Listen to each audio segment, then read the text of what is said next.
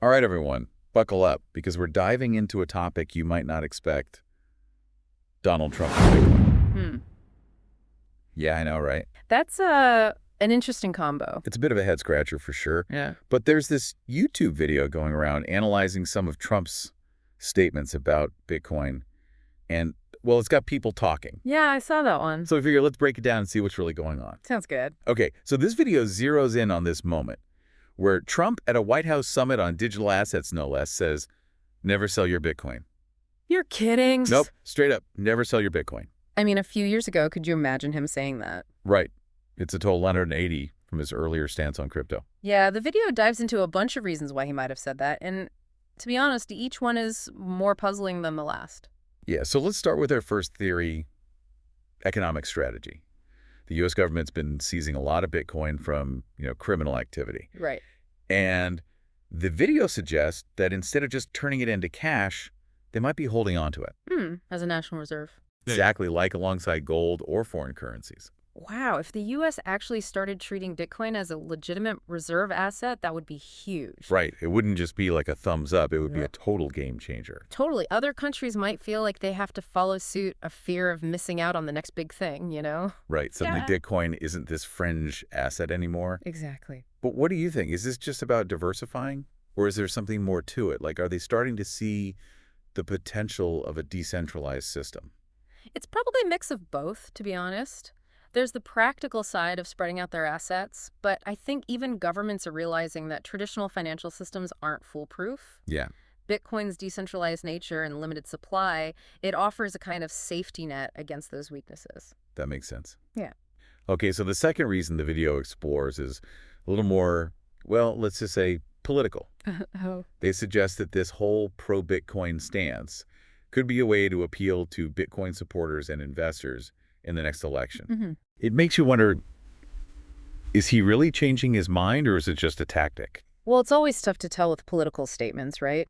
Is it genuine or is it calculated? I think the real test will be if this support translates into actual policy. A point. Like, will we see more crypto-friendly regulations around mining and transactions? That's what we need to watch for. Okay, and then there's a third reason from the video, which is a little more complex. It ties Trump's pro-Bitcoin stance to his opposition to CBDCs.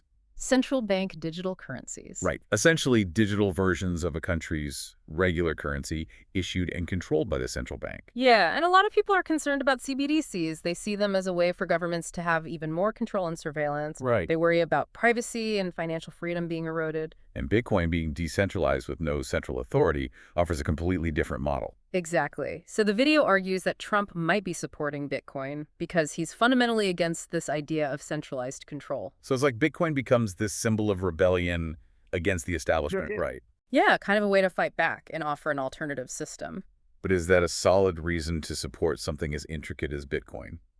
Right. It makes you think, is it about the technology and its potential? Or is it more about aligning with a certain ideology? It's a good question. Yeah.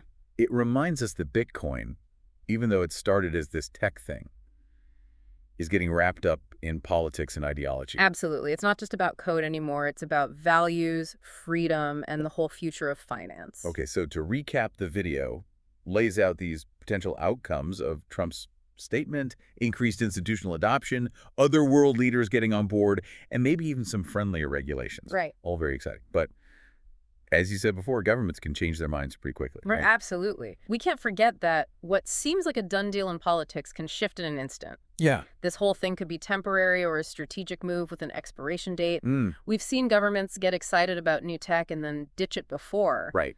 The key is to watch how this plays out over time. Mm. All right, so let's get back to that big statement, never sell your Bitcoin. Should we take that as financial advice, or is there more to it? Well, the video makes a good point. Bitcoin is notoriously volatile. For sure. Some people who've held onto it for a long time believe in its potential, but there's always risk involved. Yeah. It's not really about never selling. It's about understanding the risks, doing your own research, and making decisions that work for you. Right, making informed decisions. Exactly. It's kind of mind-blowing that we're at a point where world leaders are talking about Bitcoin and even giving investment tips. I know, right? What does that say about Bitcoin's role in the future of finance? It feels like a major turning point. It does feel like a defining moment. And here's something to think about. What if other influential people besides Trump started saying, never sell your Bitcoin? What would that do to the global financial system? Could it shift the balance of power and give individuals more financial independence than ever before? Wow, that's a really interesting question. It seems like this whole Bitcoin story is just getting started, and we're all part of it. Definitely. Thanks for joining us for this deep dive. Keep those minds working, and we'll see you next time. See ya.